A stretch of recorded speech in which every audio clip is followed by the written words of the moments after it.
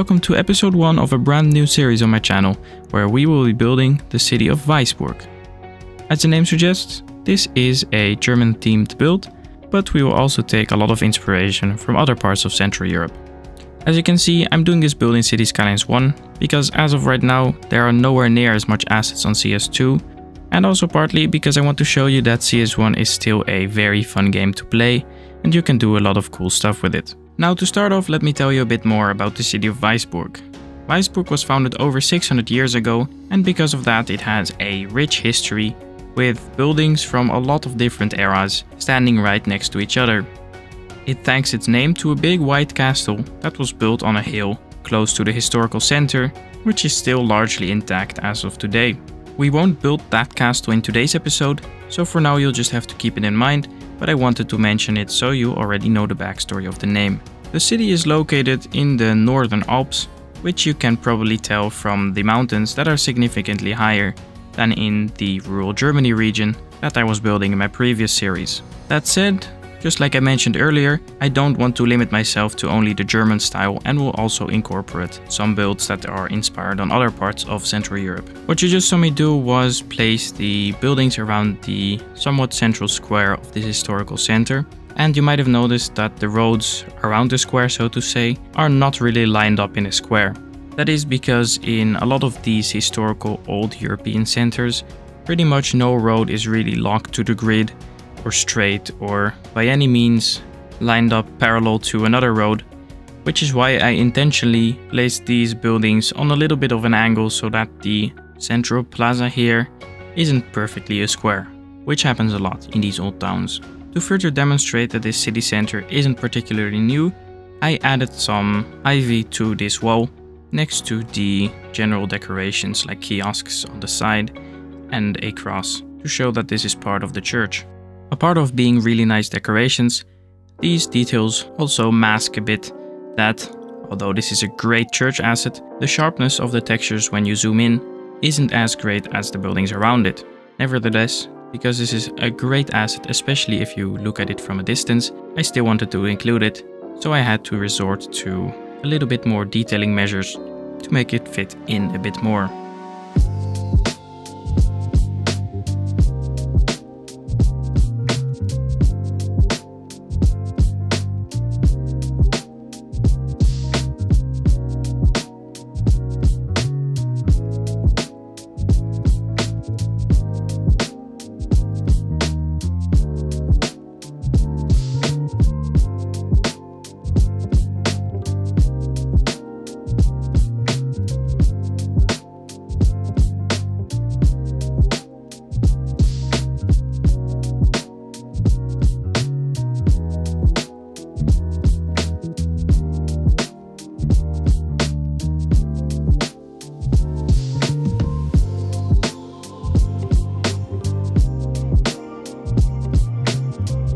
We now start detailing the central square by placing a statue of who, in our story, was the first Duchess of Weissburg and had the white castle built that the city got its name for.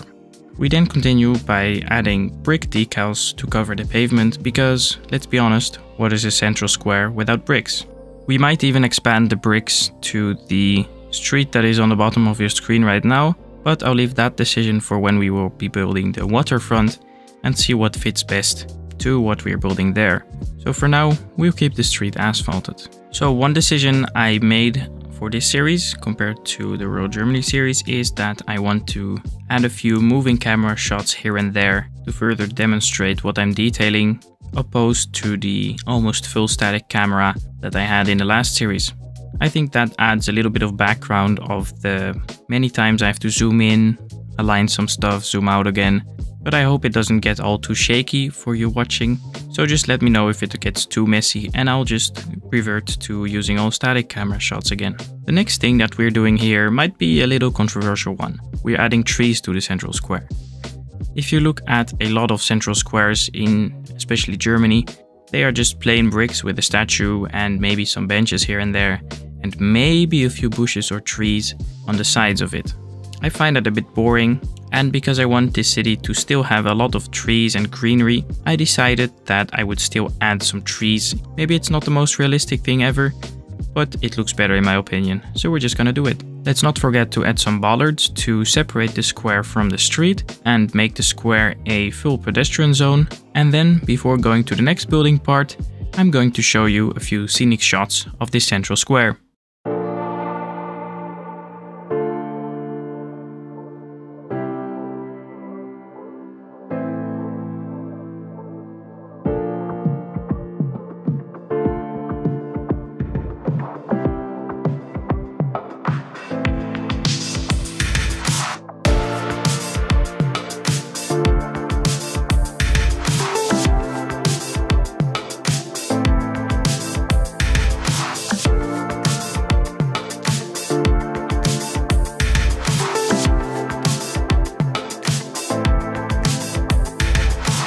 Hello, I'm back again, and right now I'm adding a little super detailed corner to the build to cover up this empty wall of the church tower. The idea of this little corner is that there is a statue of Holy Mary with a few flowers underneath it that is looking out over the water of the river.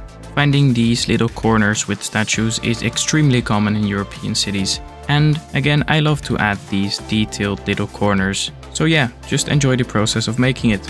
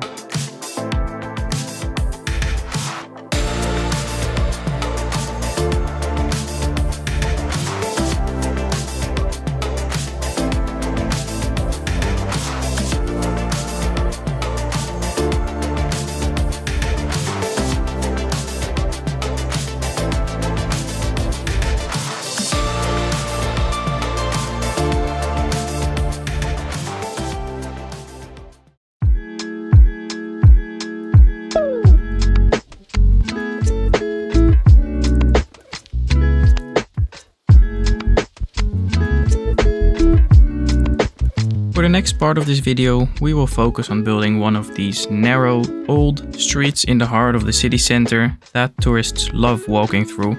Obviously, we will continue the bricks through this street because this is also one of the oldest parts of the city. But strangely enough, when building this, I decided that it was a good idea to make this street car accessible and let the pedestrian area end right at the edge of the square. Now that it's 5 months later and I'm editing this, as usual with my video consistency, and especially after seeing the end result of this street myself, I think I'm going to move the end of the pedestrian zone all the way to the end of this narrow street that we're building over here, which you'll see at the end of the video makes a lot more sense. I think I am going to leave the bollards here though, because obviously sometimes there might be people that need to access those buildings, and they would be allowed to enter this street with their cars. Now, another funny thing was when I placed this lantern over here, I realized that I didn't place any lightings on the central square, which absolutely makes no sense. So I quickly moved over and placed some lanterns there to make it look good at night as well. The very closely observing viewer might have noticed that those lanterns were there in the cinematics of the central square. And if you saw this, you're right, because I recorded those cinematics when finishing all the building. But yeah, let's quickly continue with the build. What you saw just there, when I turned the time to night and back, was me trying to figure out how these hanging lanterns worked that I just downloaded for this build, and which I will be hanging in the whole narrow street that we're building over here, to give this really nice view if you're walking through there at night. Now it's time to place the buildings on the other side of this narrow street and actually make it a narrow street.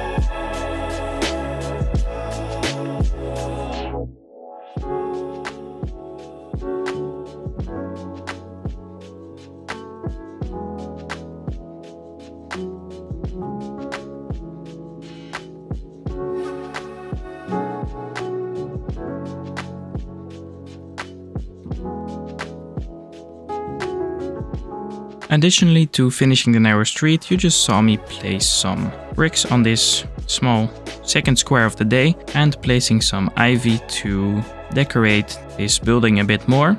But now it's time for a maybe unexpected building to enter the scene.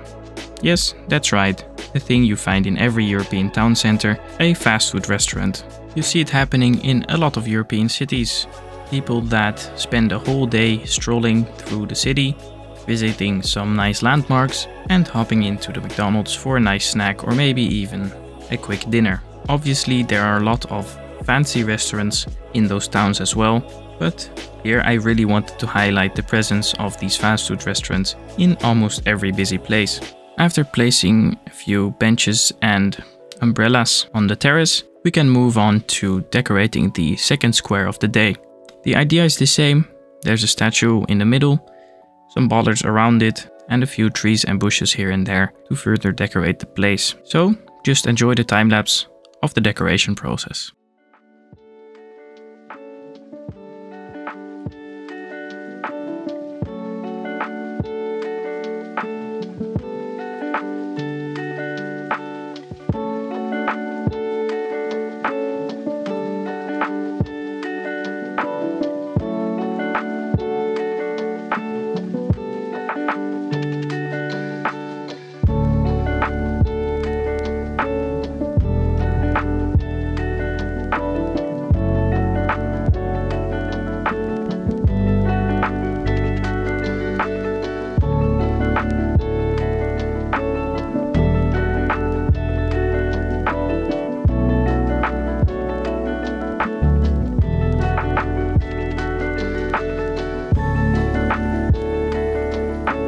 Now that we're nearing the end of the detailing of this square, we're also nearing the end of the episode. It's been quite a while since I uploaded, so I don't know if anyone is going to watch it. But if you did and you enjoyed it, please like the video and subscribe if you haven't already done so. And then I'll hopefully see you sooner than in a year with episode 2. Enjoy the cinematics.